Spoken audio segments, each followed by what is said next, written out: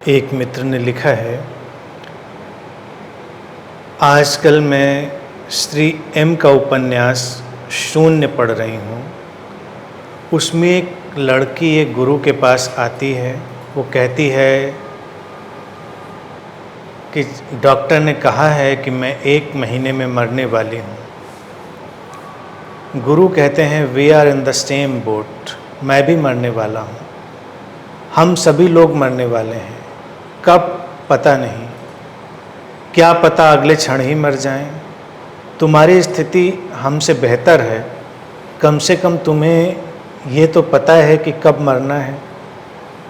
इस बात का जीता जागता उदाहरण मेरे सामने तब आया जब एक कैंसर के डॉक्टर ने मेरी माँ को कहा कि उनके पास 6 महीने से 1 साल का वक्त है। मेरी माँ 6 महीने में चली गई, पर मेरे आश्चर्य और शौक का ठिकाना नहीं रहा जब माँ की मृत्यु के 1 साल भी नहीं हुए थे और एक दुखद हादसे में उस डॉक्टर की मृत्यु हो गई। डॉक्टर और उसकी वाइफ का मर्डर हो गया था। जो किसी और की लाइफ एक्सपेक्टेंसी का अनुमान लगा पाया, उसकी अपनी ज़िंदगी का तो कोई अनुमान भी नहीं लगा सकता था। मैंने सोचा कि सच में जब कभी भी डॉक्टर ये कहता है कि आपके पास एक निश्चित समय है जीने के लिए, तो हम बेचैन हो जाते हैं, जबकि अगले क्षण भी हम रहेंगे इसकी क्या गारंटी है। जीवन कितना रहस्यपूर्ण और अनिश्चित है। कृपया इस विषय में कुछ कहें।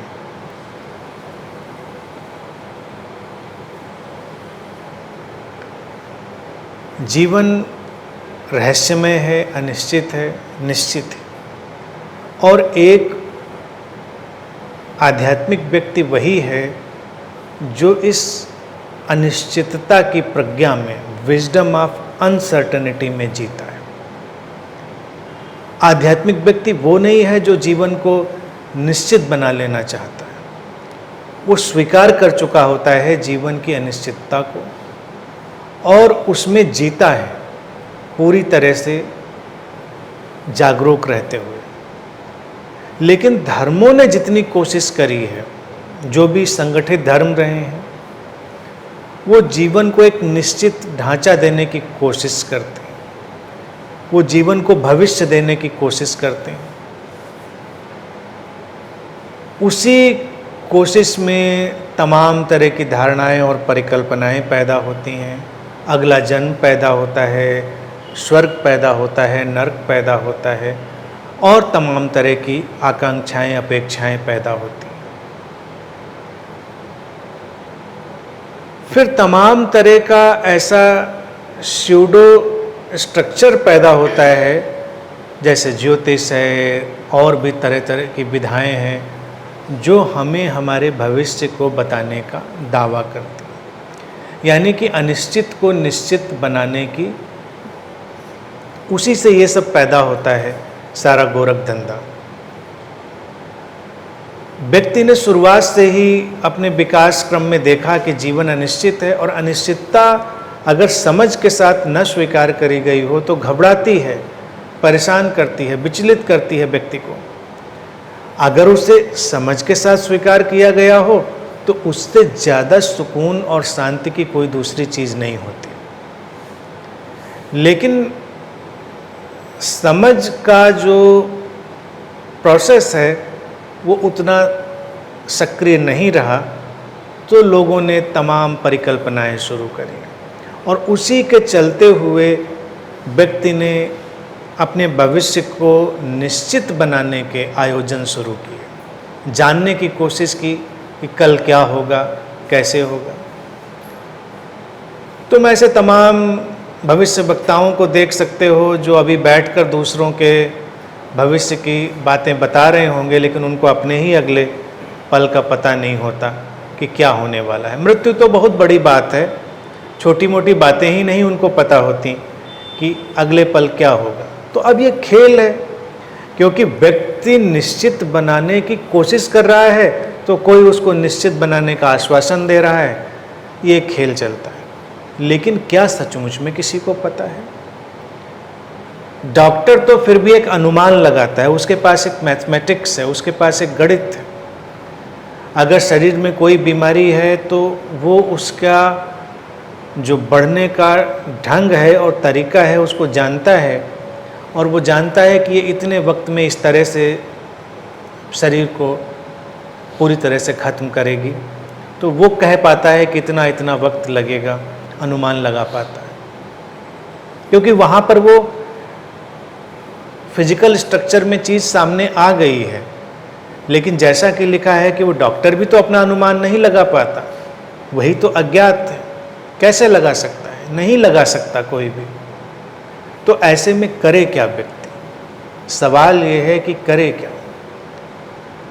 वो बात बिल्कुल सिंपल है, सरल है कि हम जीवन की अनिश्चितता को स्वीकार कर लें, और अगर हम ऐसे ही जीने लगें कि हमको अगले पल का कुछ भी पता नहीं, कुछ भी हो सकता है, तो हम इस क्षण को कम से कम पूरी तरह जीने की कोशिश करेंगे। इसमें हम टोटल होने का प्रयास करेंगे। उसमें टोटल होने का एक ऑटोमेटिक पुश आएगा, धक्का आएगा। अभी तो हम हर चीज़ को भविष्य में फेंक देते हैं कि अच्छा ठीक है, फिर कल ऐसा करेंगे, फिर ये हो जाएगा तो ऐसा करेंगे। यहाँ तक कि जो मरने की कोशिश भी व्यक्ति करता है वो भी भविष्य को पैदा करने की ही कोशिश होती है। यानी कि जीने की जो उसकी कोशिश है, जब वो सफल नहीं हो पा रही होती है तो जीने का कोई अलग ढंग वो उसकी मौत की कोशिश में बदल जाता है। यानी कि आत्मघात करने वाला व्यक्ति भी ऐसा नहीं है कि मृत्यु को स्वीकार कर चुका है। आत्महत्या का यही तो मनोविज्ञान है। वो स्वीकार बिल्कुल नहीं कर चुका है जीवन की अनिश्चितता को। वो बस जीवन निश्चित नहीं हो पा रहा है, इस बात से इतना ज़्यादा विचलित हो गया है कि वो कम से कम एक चीज़ की निश्चितता को पकड़ लेना चाहता है कि सुसाइड तो कर सकते हैं। हालांकि वो भी इतना अनिश्चित मामला है, कभी कभी लाख कोशिश के बावजूद भी इंसान बच जाता है। कई लोग ऐसे उदाहरण तुमको देखने को मिलेंगे जिन्होंने अपनी तरफ से पूरी कोशिश कर ली थी, बच गए। और कभी कभी छोटी मोटी कोशिश में ही लोग ख़त्म हो जाते हैं। कई आत्महत्या करने वाले लोगों को देखो जो अपनी कलाई वगैरह काटते रहते हैं। अच्छे से उनको पता होता है कि वो नस वहाँ पर नहीं है जहाँ पर वो काट रहे हैं, तो कहीं ऊपर नीचे दाएं बाएं काटते हैं। पैनिक पैदा होता है घर वालों में और उनमें। ऐसे भी मैंने सुसाइड करने वाले देखे हैं जो पता नहीं क्या क्या खा पी कर सुसाइड करते हैं। गुड नाइट खाकर। अब गुड नाइट खाकर तो मच्छर तक आजकल नहीं मरते, तो आदमी क्या मरेगा। लेकिन वो कोशिश करते हैं और उनको पक्का पता होता है कि इससे कुछ होने वाला तो है नहीं, पैनिक होगा। लेकिन ये चाह भी व्यक्ति को लगता है कि शायद मेरे हाथ में इतनी बात तो है, और कभी कभी वो भी उसके हाथ में नहीं होता। बेहतर ये है कि व्यक्ति बड़ी समझदारी के साथ जीवन के इस अनिश्चित प्रवाह को, इस अनसर्टेन फ्लो को एक्सेप्ट कर ले। जैसा कि प्रश्न में लिखा है कि गुरु ने जो जवाब दिया कि हम सब एक ही रास्ते पर हैं, किसी को पता है किसी को नहीं पता है, तो बात तो सही है। किसी को भी नहीं पता उसका अंत कब होने वाला है, लेकिन हम योजनाएं ऐसी बनाते हैं कि पूछिए नहीं। और फिर जितनी हमारे पास शक्ति आ जाए उतनी योजनाएं हम और गहरी बनाने लगते हैं, मूर्तियां लगवाने लगते हैं और अपने नाम के पत्थर लगवाने लगते हैं। बहुत इंतजाम करते हैं हम कि किसी भी तरह से हम बचे रह जाएं। लेकिन अगर इतिहास के पन्ने हम पलट के देखें, बचता तो कुछ भी नहीं।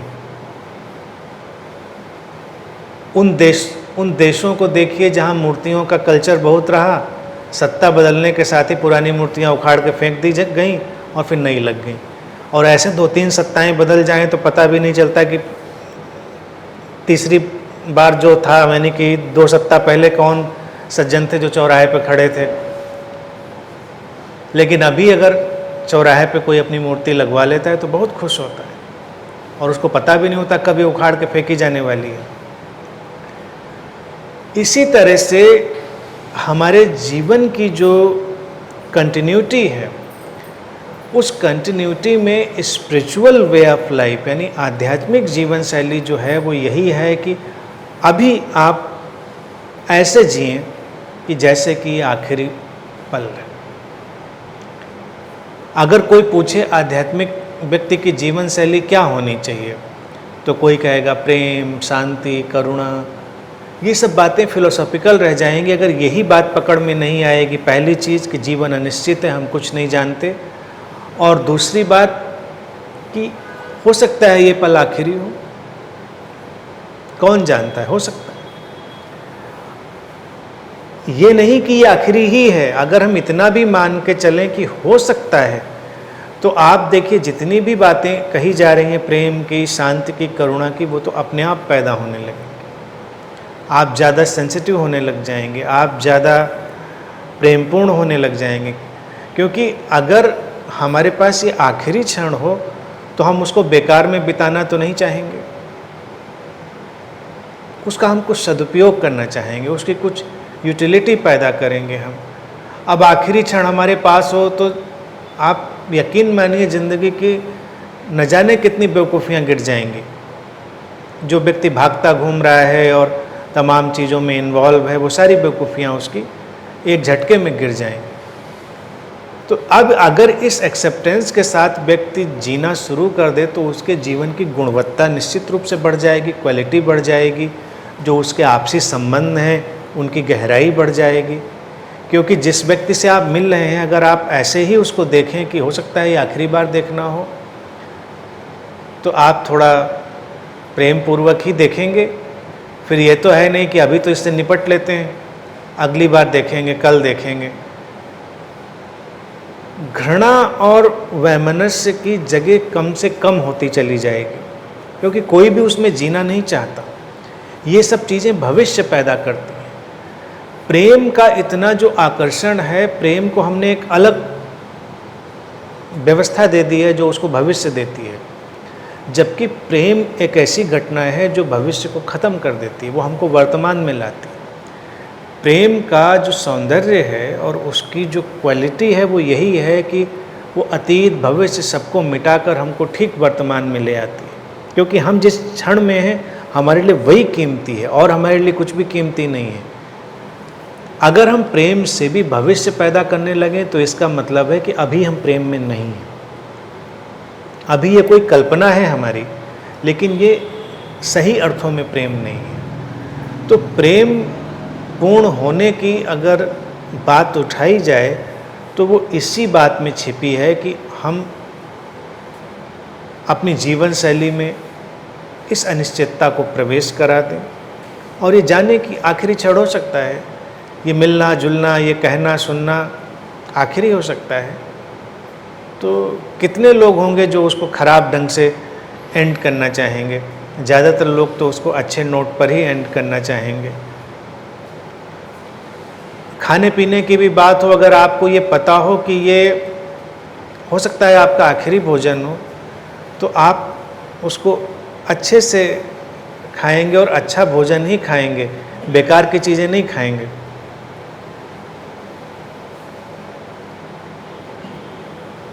अब बेकार की चीज़ें तो एक रिलेटिव टर्म है, सापेक्ष है, किसी के लिए क्या बेकार है, किसी के लिए क्या सार्थक है। कहने का तात्पर्य जो तुमको खुशी देगा, जो तुमको अच्छा अनुभव कराएगा, वही भोजन होगा, वही काम होगा, वही एक्टिविटी होगी, सब तरफ वो एक चीज़ पैदा हो जाएगी।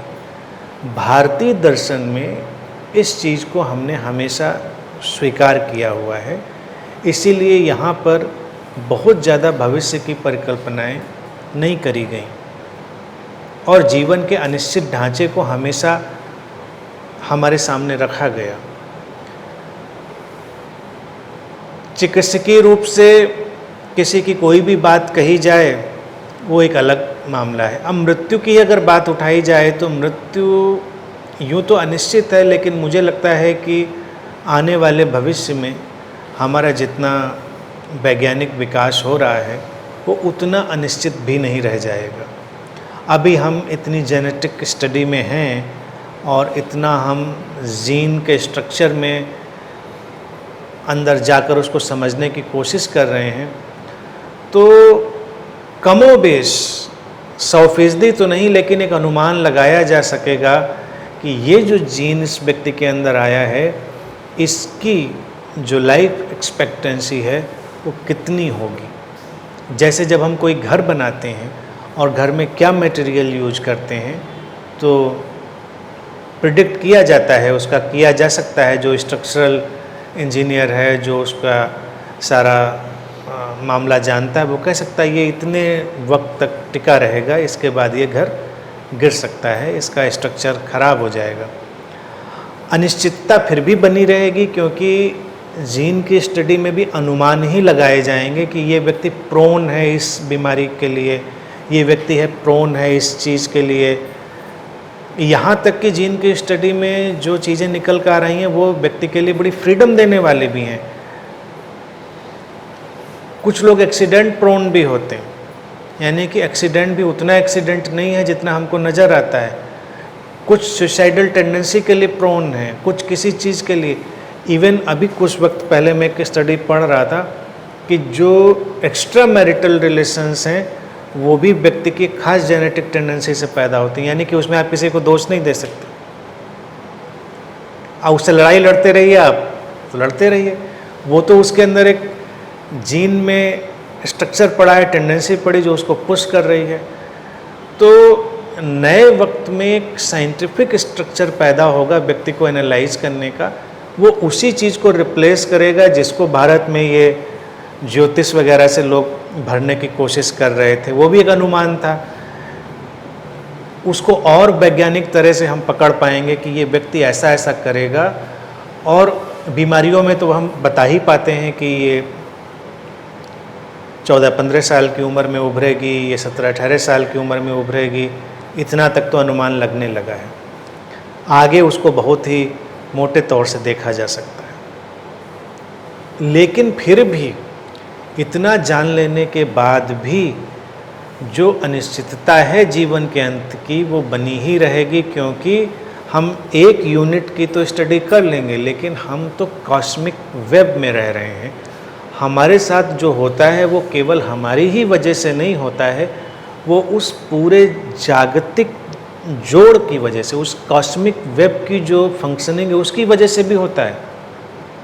इसलिए भी बताया जा सकना बहुत मुश्किल है। अगर कोई व्यक्ति कहता है अच्छा मैं देखो ये सोचता हूँ कि कल मैं ये करूँगा, फिर अचानक उसके अंदर बदलाव आता है और वो नहीं कर पाता है, तो हम दोष देंगे कि इसका विचार कमज़ोर था, इसका संकल्प कमज़ोर था। लेकिन हम ऐसे कॉस्मिक थॉट पैटर्न में भी जी रहे हैं जब उसके अंदर कोई अलग वेव भी पैदा हो सकती है थॉट की, जो उससे कुछ और करवा डालेगी, अनिश्चित हो जाएंगी चीज़ें। तो तमाम लोग इसी गुत्थी में उलझे रहते हैं। मनोचिकित्सक भी उलझे रहते हैं कि व्यक्ति को काउंसलिंग देते हैं, समझाते हैं कि तुम ऐसा करोगे, तुम ऐसा नहीं करोगे। वो भी सोचता है कि ठीक है अब हम ऐसा नहीं करेंगे, और कुछ ही वक्त बाद फिर वो कुछ कर बैठता है, क्योंकि हम उस कॉस्मिक फ्लो के साथ भी चल रहे हैं। वो चीज़ें भी हमारे ऊपर इम्पैक्ट डाल रही हैं, और ये जीना और मरना भी उस कॉस्मिक फ्लो का हिस्सा है। वो उतना इंडिविजुअल मसला नहीं है कि इंडिविजुअली ही तय हो जाएगा, वो कॉस्मिकली भी तय होगा। तो अगेन हम कितना भी जान लें, अनिश्चितता की जो मिस्ट्री है वो उतनी ही मिस्ट्री रहेगी, और ये बात हमेशा उतनी ही सच रहेगी कि बेहतर यही है कि अनिश्चितता को स्वीकार करें और हर पल को ऐसे जिए एज इफ कि आखिरी है। नहीं निकला तो खुश होइए। जब रात में सोने जाइए तो मेरा सजेशन है, अगर कोई मेडिटेशन सोचता है कि हम नहीं कर पाते हैं, मुझे प्रॉब्लम होती है, तो उसके लिए एक सिंपल मेडिटेशन है। हर रात में जब सोने जाइए तो यही मान के चलिए कि आखिरी बार सो रहे हैं, सुबह उठने कोई गारंटी नहीं। ऐसे ही सो जाइए। आप सोचेंगे बच्चे, माँ बाप, दुकान, मकान, बिजनेस और नौकरी, जब मरी जाएंगे तो क्या होगा? दुकान, मकान, बच्चे सब अपना निपटेंगे, जिसको जो करना है। तो उतनी देर के लिए आप पूरी तरह से